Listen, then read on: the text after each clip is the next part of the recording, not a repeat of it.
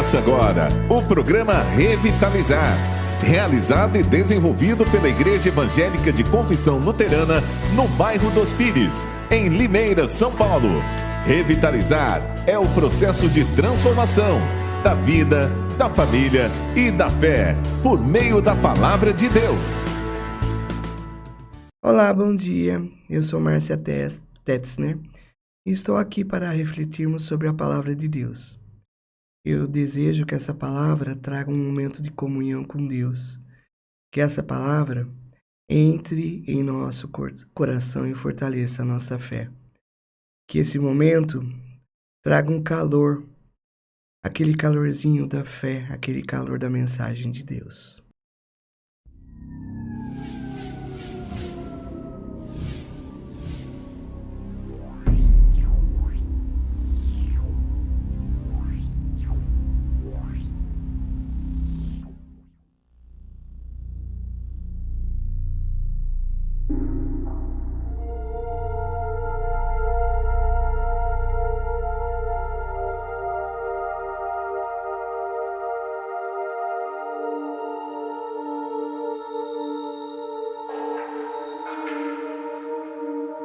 Na oração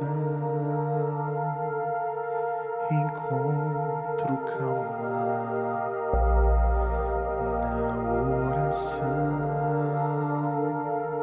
encontro paz.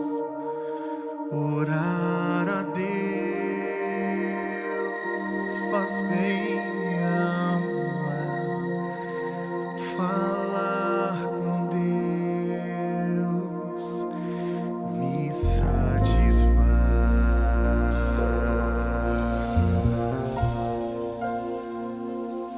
Falar com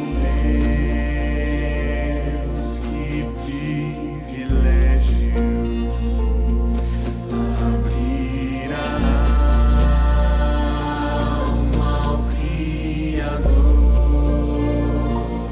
sentir que os céus estão abertos e ouvir a voz do Salvador.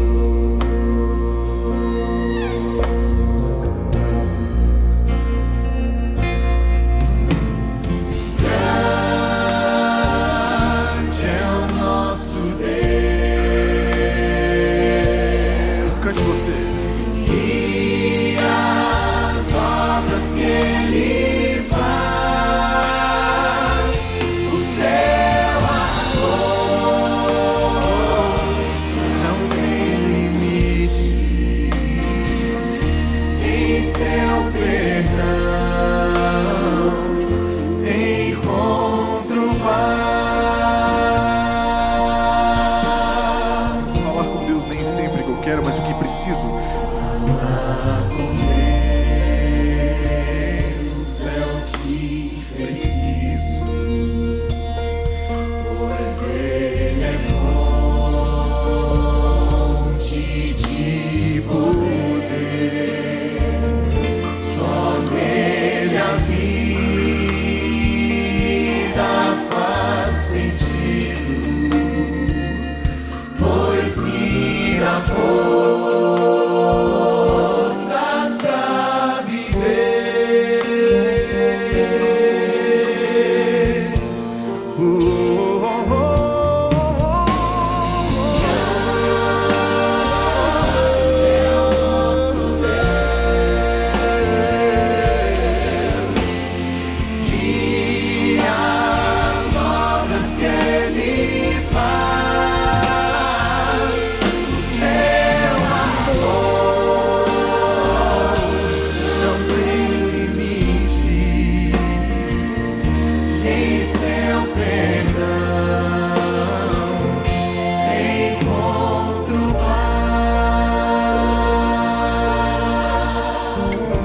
Todos nós sonhamos com uma vida de paz, tranquilidade e felicidade. Quando o povo de Deus se coloca em oração, coisas incríveis acontecem. Deus está ansioso para falar com você a todo instante. Falar com Deus é tudo que mais precisamos nesta vida.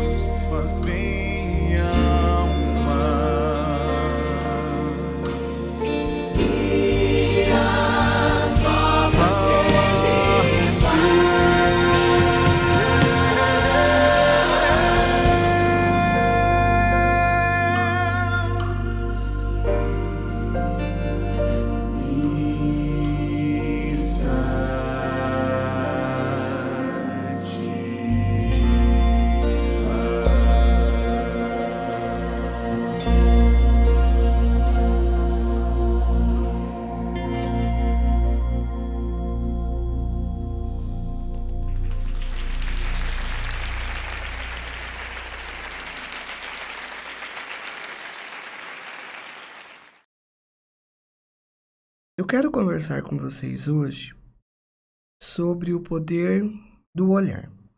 Para isso, eu vou ler o texto que nós encontramos no livro de João, capítulo 9, os versículos de 1 a 41, que fala justamente sobre a cura de um homem cego. Jesus ia caminhando quando viu um homem que tinha nascido cego. Os seus discípulos perguntaram: Mestre, por que esse homem nasceu cego? Foi por causa dos pecados dele ou por causa dos pecados dos pais dele? Jesus respondeu: Ele é cego, sim, mas não por causa dos pecados dele, nem por causa dos pecados dos pais dele. É cego para que o poder de Deus se mostre nele. Precisamos trabalhar enquanto é dia para fazer as obras daquele que me enviou, pois está chegando a noite, quando ninguém pode trabalhar. Enquanto estou no mundo, eu sou a luz do mundo. Depois de dizer isso, Jesus cuspiu no chão, fez um pouco de lama com saliva e passou a lama nos olhos do cego e disse: Vá lavar o rosto no tanque de Siloé. Este nome quer dizer aquele que foi enviado. O cego foi, lavou o rosto e voltou vendo. Os seus vizinhos e as pessoas que costumavam vê-lo pedindo esmola perguntavam: Não é este o homem que ficava sentado pertinho pedindo esmola? É, diziam alguns. Não, não é, mas é parecido com ele, afirmavam outros. Porém, ele dizia: Sou eu mesmo. Como é que agora você pode ver? Perguntaram. Ele respondeu: Um homem chamado Jesus fez um pouco de lama, passou a lama nos meus olhos e disse: Vá ao tanque de Siloé e lave o rosto. Então fui, lavei o rosto e fiquei vendo. Onde está esse homem? Perguntaram. Não sei, respondeu ele. Então levaram aos fariseus o homem que havia sido cego. O dia em que Jesus havia feito a lama e curado o homem da cegueira era um sábado. Aí, os fariseus também perguntavam como ele tinha sido curado. Ele pôs lama nos meus olhos, eu lavei o rosto e agora estou vendo, respondeu o homem. Alguns fariseus disseram: O homem que fez isso não é de Deus, porque não respeita a lei do sábado. E outros perguntaram: Como pode um pecador fazer milagres tão grandes? E por causa disso, houve divisão entre eles. Então os fariseus tornaram a perguntar ao homem: Você diz que ele curou você da cegueira.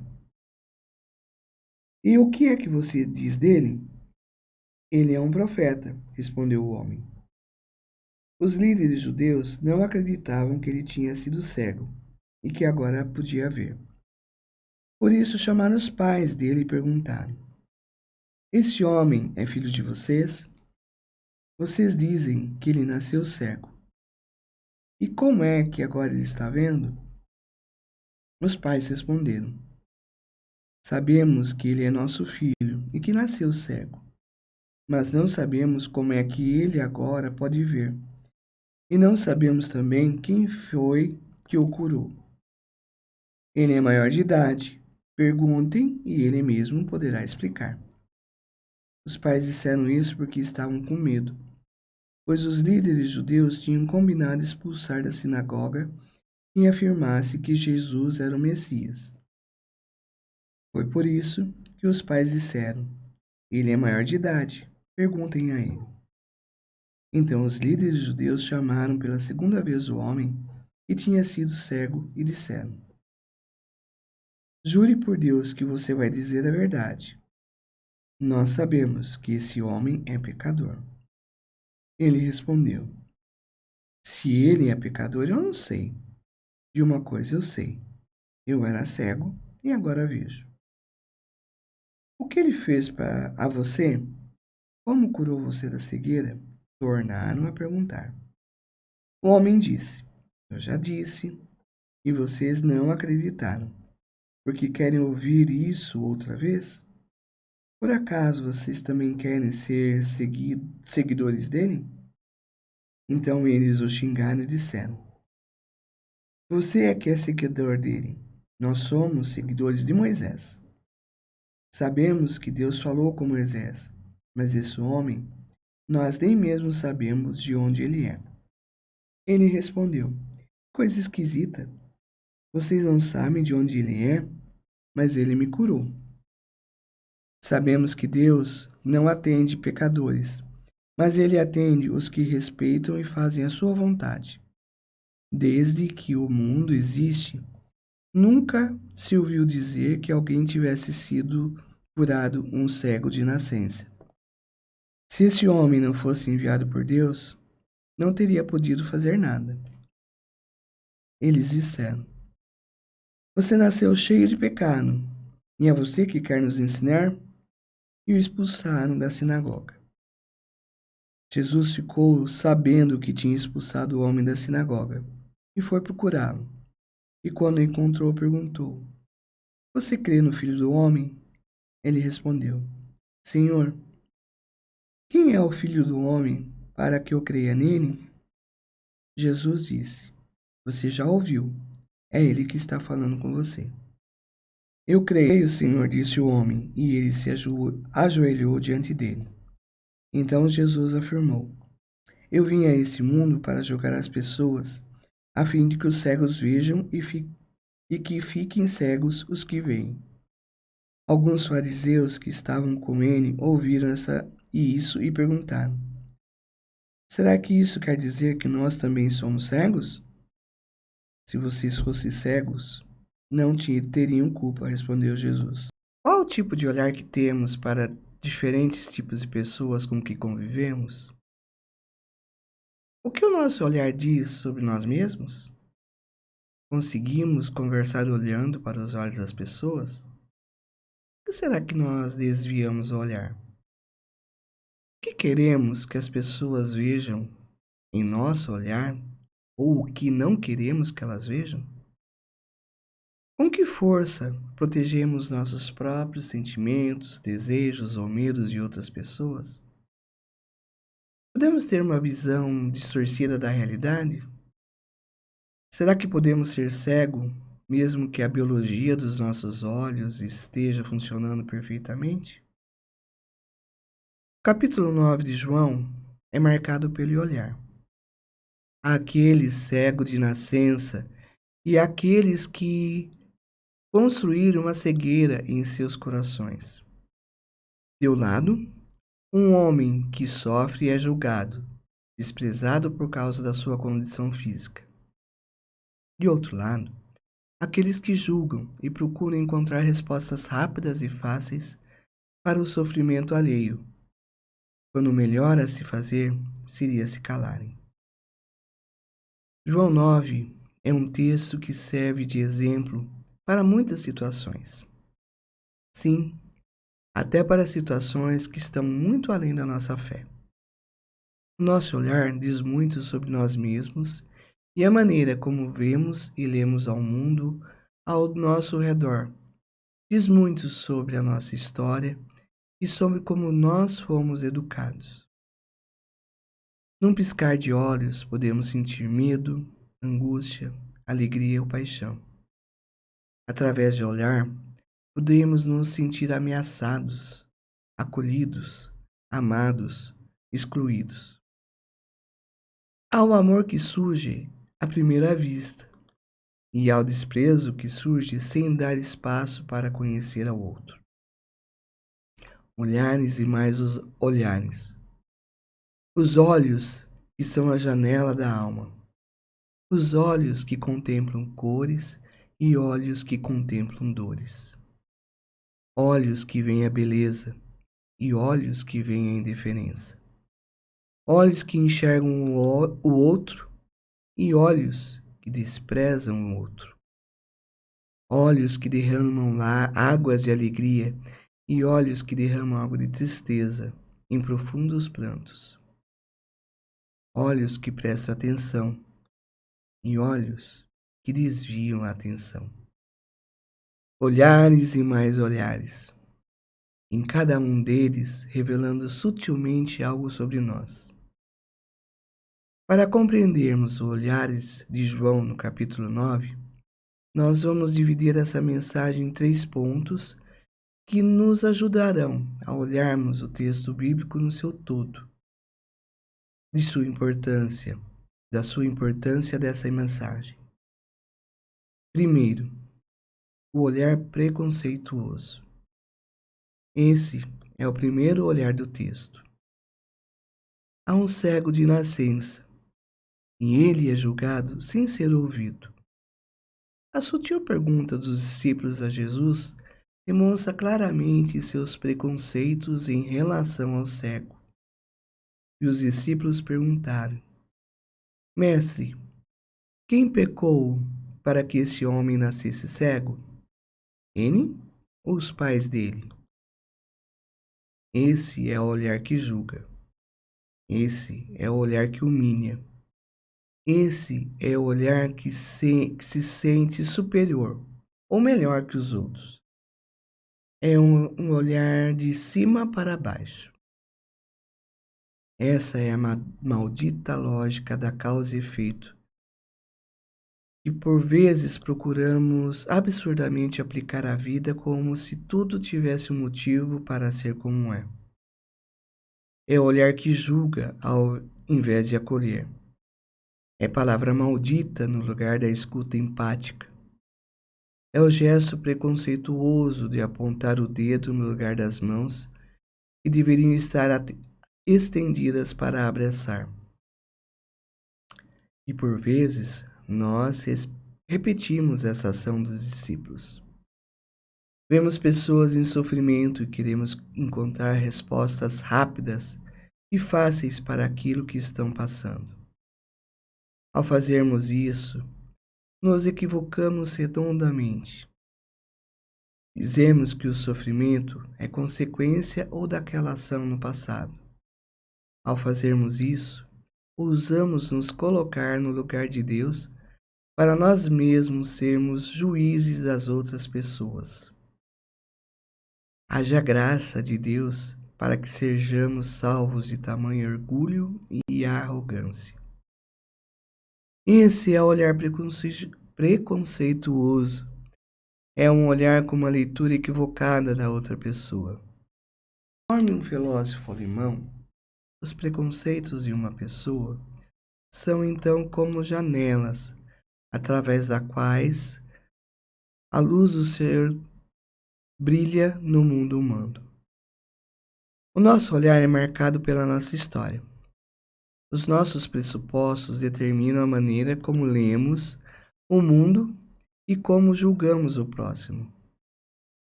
Se formos educados a partir de um olhar preconceituoso do próximo, então teremos uma leitura preconceituosa do próximo. É o que aconteceu com esse cego de nascença. Dentro da religiosidade popular da época, as doenças eram consideradas consequências de pecados. A grande questão é que rotular o próximo sofredor era mais importante que ouvi-lo e acolhê-lo. Tanto discípulos quanto depois os fariseus, que irão julgar a situação, possuíam um olhar limitante. Então, eles não conseguiam enxergar o mundo além das próprias crenças. Eram escravos da sua própria visão de mundo. Por estarem teimosos nessa convicção, era difícil que fossem curados de seus equívocos. Quais são os nossos preconceitos? Quais são os nossos preconceitos? Quais são os nossos pressupostos? Qual é a tua história? Em termos práticos, se entrasse um mendigo aqui na comunidade no dia de culto, caramba, ele não tá indo agora. O mouse. Bem. Foi. Em termos práticos, se entrasse um mendigo aqui na comunidade num dia de culto, Como olhar? Com que? De novo. Em termos práticos, se entrasse um mendigo aqui na comunidade num dia de culto, com que olhar o veríamos? E se no lugar do mendigo fosse uma pessoa bem diferente da gente? Se essa pessoa entrasse na igreja para ouvir a palavra de Deus no culto, qual seria o nosso olhar para ela? O que falaria mais alto em nossos corações? A música Aqui Você Tem Lugar é fato ou é um discurso barato? Ah, pastor, mas é pecado. Não é essa a discussão. A discussão aqui no texto bíblico é sobre a acolhida. Os discípulos julgaram o cego de nascença, perguntando que pecado ele e os seus pais cometeram que nascesse assim. A discussão aqui no texto bíblico é sobre a acolhida. Os discípulos julgaram o cego de nascença, perguntando que pecado ele ou seus pais cometeram para que nascesse assim. Jesus, porém, não faz esse tipo de julgamento. Nossos preconceitos estão tão enraizados que nem ligamos para a violência sofrida por muitas pessoas. Uma coisa é discordar, outra coisa é usar a violência para impor a sua opinião. Uma coisa é crer em Deus, outra coisa é usar o nome de Deus para legitimar a humilhação, a exclusão, o deboche, a violência e a morte. Por isso, arrisco mais uma vez a fazer essa provocação. Com que olhares receberíamos uma pessoa que fosse diferente e viesse ouvir a palavra de Deus no culto? E quando alguém vem pedir comida nos eventos da comunidade, e se uma pessoa com problemas com drogas viesse pedir o nosso auxílio? Como a olharíamos? Como a julgaríamos? E o que lhe diríamos? São perguntas difíceis de responder. Vamos então olhar para Jesus. Seguimos assim para o próximo ponto. Seria o olhar acolhedor. Jesus não olhou para aquele homem cego de nascença da mesma forma que os discípulos e os fariseus. Os pressupostos de Jesus são outros. São eles o amor, compaixão e misericórdia. Jesus é Deus que acolhe, ampara, anima e cura. É Deus próximo da dor do sofredor. É Deus que olha para quem sofre enquanto nós desviamos o nosso olhar.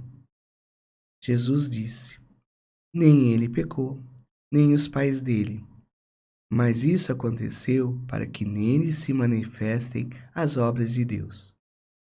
A cegueira daquele homem não é consequência de pecado algum. Ao contrário, é oportunidade para manifestar quem Deus é de fato. O olhar de Jesus para com aquele homem é um olhar de graça, amor e misericórdia. É um olhar acolhedor. Não é um olhar que julga ou que aponta o dedo. Antes, é um olhar que abraça, ajuda e auxilia. Enfim, o olhar de Jesus é um olhar que serve amorosamente ao próximo em suas dificuldades. Jesus não faz julgamentos a partir da aparência ou status. Ao contrário, ele se importa com as histórias e experiências da vida. Por isso, quando Jesus olhou para um homem, Jesus o acolheu e lhe ofereceu ajuda. Foi então que o milagre aconteceu. Depois de dizer isso, Jesus cuspiu na terra, fez lama com a saliva e com a lama untou os olhos do cego. Então disse ao cego: vá lavar-se no tanque de Siloé. Siloé quer dizer enviado. O cego foi, lavou-se e voltou vendo. De fato, em meio ao sofrimento e à dor, é que foi manifestada a glória de Deus. Um homem que não via era olhado com maus olhos pelos que passavam diariamente. Agora, porém, também ele poderá contemplar o mundo ao seu redor. Assim, ele terá a oportunidade também de ter um olhar para as outras pessoas da mesma forma como ele foi olhado e acolhido pelo olhar de Jesus. O milagre simboliza e marca a capacidade de Jesus de fazer com que as pessoas vejam aquilo que está oculto. Em sua condição, o ser humano está cego para a empatia, acolhimento e cuidado. Por isso, o grande milagre acontece quando nossos olhos são abertos e passamos a enxergar aquilo que antes não víamos, tendo assim maior discernimento sobre a realidade que nos cerca. Quem é impactado pelo acolhimento de Jesus, volta ao tanque de Siloé, enxergando o próximo de maneira acolhedora. Terceiro ponto, para a gente ir finalizando. Jesus curou o cego de nascença e isso mudou a sua vida para sempre. A partir do acolhimento de Jesus, aprendemos a ter um olhar transformador de realidades. Isso não significa apenas ver, acolher, agir concretamente para que a mudança aconteça em todos os níveis da sociedade. Não é apenas acolher, mas é também gerar uma transformação na sociedade, com alvo na paz, na justiça e na vida digna de todas as pessoas. Esse talvez seja o trabalho mais difícil, e é um trabalho arriscado e que geralmente pode custar até a própria vida. Os coronéis do sistema opressor se beneficiam da opressão. Certamente que não lhes é interessante mudar o sistema. O que lhes importa é que tudo continue como está, custe o que custar. E se for necessário para isso, são capazes até de matar. Por isso, somos chamados a sermos transformadores da realidade. Isso faz na luta por justiça, igualdade e vida digna para todas as pessoas. É colocar a vida do outro em prioridade. É ouvir, mas também agir. É promover a humildade, a sensibilização, a mansidão, a justiça, a misericórdia e a paz. E claro, fazer isso poderá gerar perseguição. Como nós vemos a dor dos outros? Como especulamos a respeito da dor dos outros? É possível olharmos o mundo de uma maneira diferente? Estamos dispostos a olhar o mundo com os olhos de Jesus? Ou continuaremos como os fariseus, teimosos em querer manter a nossa arrogância e egoísmo a qualquer custo? Precisamos aprender a ver. Um olhar certo leva à ação certa. Já um olhar errado leva à ação errada. Enxergar bem a realidade em tudo pode gerar mudanças internas e externas. Esse é o convite de Jesus. Tenhamos um novo olhar de compaixão, olhar com empatia, olhar com tempo, olhar com misericórdia. E a paz, que excede todo o entendimento, guardará os nossos corações e as nossas mentes em Cristo Jesus. Amém.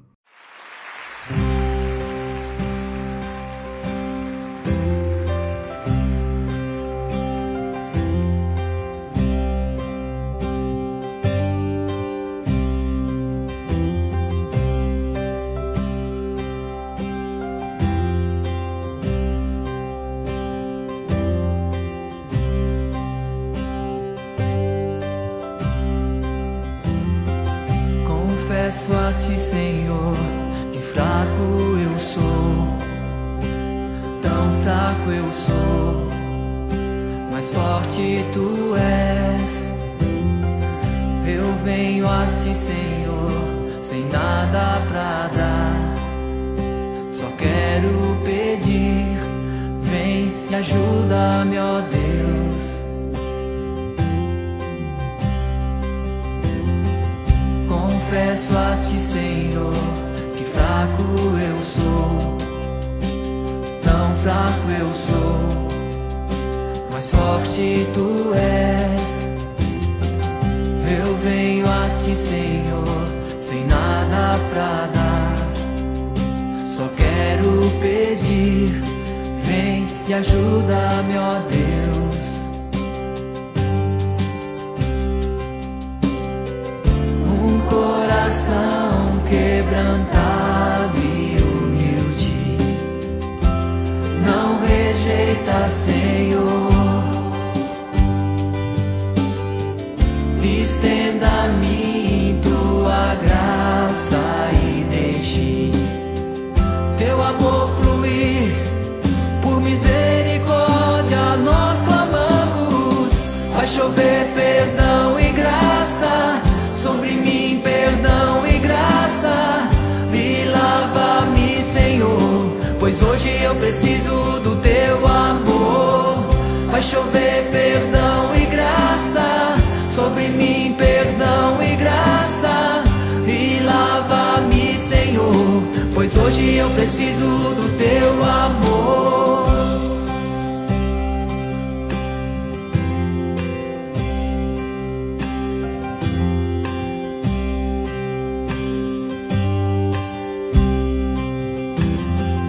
Confesso a ti, Senhor, que fraco eu sou. Tão fraco eu sou, mas forte tu és. Eu venho a ti, Senhor, sem nada pra dar. Só quero pedir, vem e ajuda-me, ó Deus. Um coração quebrantado, um coração quebrantado e humilde não rejeita, Senhor. Estenda-me tua graça e deixe teu amor fluir, Deus. Por misericórdia nós clamamos. Faz chover perdão e graça sobre mim, perdão e graça. E lava-me, Senhor, pois hoje eu preciso do teu amor. Vai chover perdão e graça sobre mim, perdão e graça. Hoje, e lava-me, Senhor, pois hoje eu preciso do teu amor. Se pedirmos, tu virás, tua chuva derramarás. Se pedirmos, tu virás, tua chuva derramarás. Se pedirmos, tu virás, tua chuva derramarás. Se pedirmos, tu virás, tua chuva derramará.